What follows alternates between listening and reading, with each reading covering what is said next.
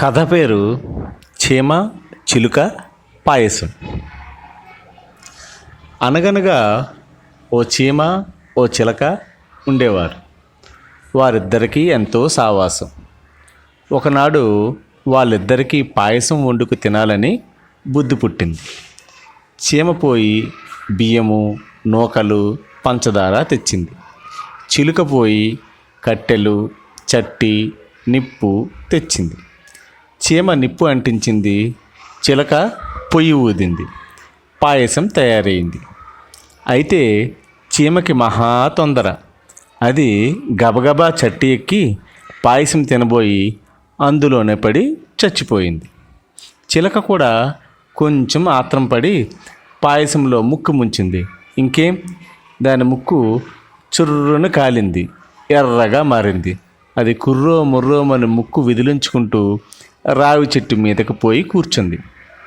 రావి చెట్టు చిలకను చూసి కొంచెం గేలిగా, చిలక చిలక ఏం విచారంగా ఉన్నావు అని అడిగింది. చిలకకు కొంచెం విసిగేసి, ఏమీ లేదు, చీమ నేను పాయసం వండుకున్నాం. చీమ పాయసంలో పడి చచ్చిపోయింది. నాకు ముక్కు కాలిపోయింది. ఇంత పొక్కిల్లిపోతున్నా నీ ఆకులు రాలిపోకూడదు అంది. ఆ మాట అనగానే రావి చెట్టు ఆకులు జలజల రాలిపోయాయి. ఇంతలో ఓ ఏనుగు ఆ దారిని పోతూ చెట్టును చూసి నవ్వు వచ్చి, చెట్టు చెట్టు నీ ఆకులు రాలిపోయాయేం, ఎండాకాలం కాదుగా అన్నది. ఏమీ లేదు, చీమ చిలక పాయసం వండుకున్నాయట. చీమ అందులో పడి చచ్చిపోయింది. చిలకకు ముక్కు కాలింది. వెక్కిరించిన నాకు ఆకులు రాలిపోయాయి. ఇంత నవ్వుగా ఉన్న నీకు తొండం కూడా ఊడిపోకూడదు అన్నది రావి చెట్టు.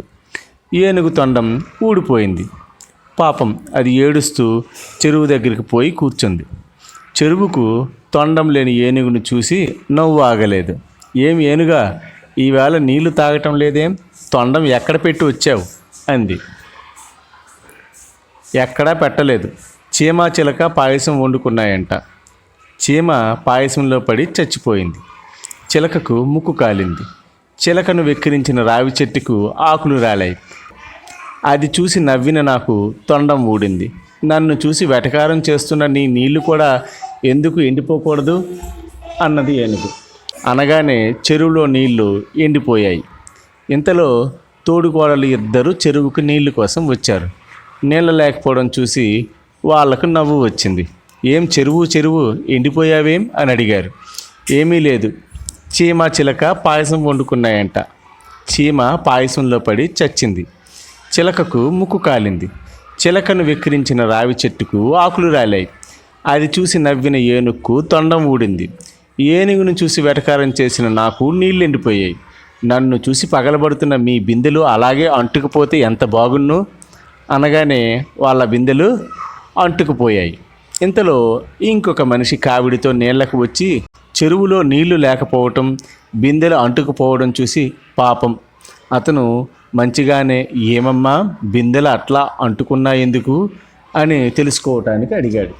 ఏమీ లేదు, చీమ చిలక పాయసం వండుకున్నాయంట. చీమ పాయసంలో పడి చచ్చింది.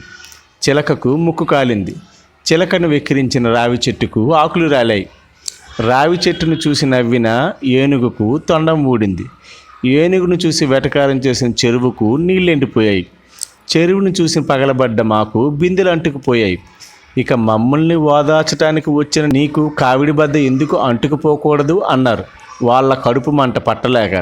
అయితే ఈ మాట అని అనకముందే ఆ మనిషి కావిడి కింద పారేశాడు.